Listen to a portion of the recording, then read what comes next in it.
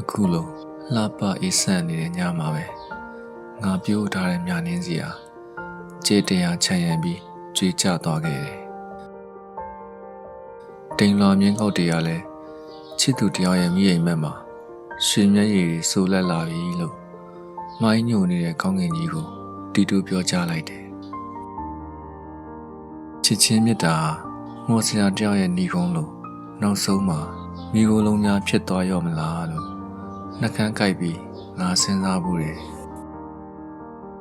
လူငယ်တယောက်ကိုပြူစားဖို့အဖေနဲ့ဖျားထံနင်းလက်တွေဖြန်ကားတောင်းခံခဲ့တယ်လေ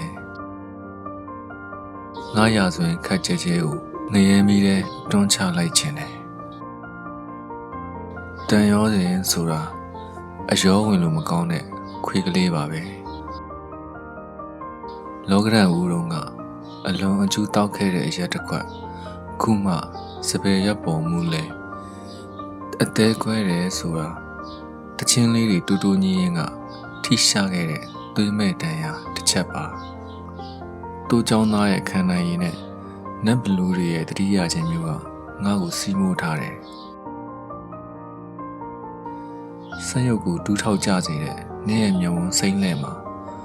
ငါဘလို့မှမေ့မရတဲ့မဟာလင်္ကာတပိုင်းတစရှိနေလေရဲ့အဲ့ဒီလိုနဲ့ပဲ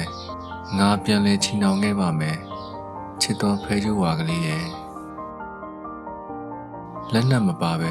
စစ်ဝင်ကဘာမှာငါမတိုက်ရဲဘူးညံ့တယ်လို့ပဲလက်ညှိုးထိုးပြီးပြောလိုက်ပါတော့လက်စစ်မြင်တယ်လို့ပူလင်းပြင်းထန်လုံးနဲ့သူယူတယောက်ရဲ့ပွေ့ပတ်မှုတွေတဲ့ခုယထာတို့အိုးအော်ဆွဲလိုက်ကြပြီပြီးဆုံးသွားပါပြီ